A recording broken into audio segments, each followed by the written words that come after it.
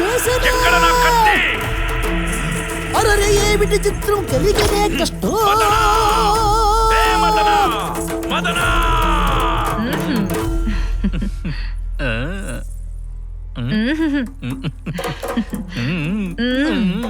మదనా!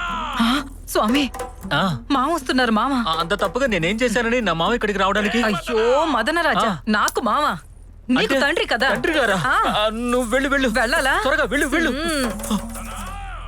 వెళుతున్నాను వెళ్ళు వెళ్ళు వెళుతున్నాను. వెళ్ళు వెళ్ళు. అయ్యో తండ్రి గారు, కోపం కొండెక్కి దుష్ట బుద్ధి రగిలే. తన కొడుకుని చంపాలని కోపంతో తండ్రి గారు, నిన్ను మేము ఓ వంశ స్ఫూర్తిగా భావిస్తే తండ్రి గారు, మన వంశ గౌరవాన్ని దిగజారుస్తావా నీవు? తండ్రి గారు, నేను లేఖలో రాయని దాన్ని తండ్రి గారు, నువ్వెందుకు తండ్రి గారు, చేశావు? తండ్రి గారు, చేశావు? తండ్రి గారు, ఏంటి ఏమైంది తండ్రి గారు? ఏమైందని నన్నే అడుగుతున్నావా? లేఖలో నేను రాసినట్లుగా నువ్వు చేసావా? అవును తండ్రి గారు. ఏం చేశావు? మీరు లేఖలో ఏదైతే రాశారో అదే చేశాను తండ్రి గారు. తండ్రి గారు, అన్నాని పిలవద్దు, జాగ్రత్త. మరి ఇంకేమనమంటారు తండ్రి గారు?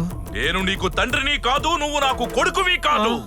నీలాంటి వ్యక్తి ఈ దేశంలో ఉండే అర్హతే లేదు. ఇంత దారుణంగా తిడుతున్నారేంటి తండ్రి గారు? మీరే ఎప్పుడు చెప్తూ ఉంటారు కదా నాకు, నీ కోపంతో నువ్వు దేన్నైతే కోల్పోతావో దానికి 10 రెట్ల కోపంతో కూడా నువ్వు దాన్ని తిరిగి పొందలేవని. పాఠం వినటానికి నేను ఇక్కడికి రాలేదు. ఏమైంది తండ్రి గారు? ఏమైందా? నీ తల నరికేస్తాను, జాగ్రత్త.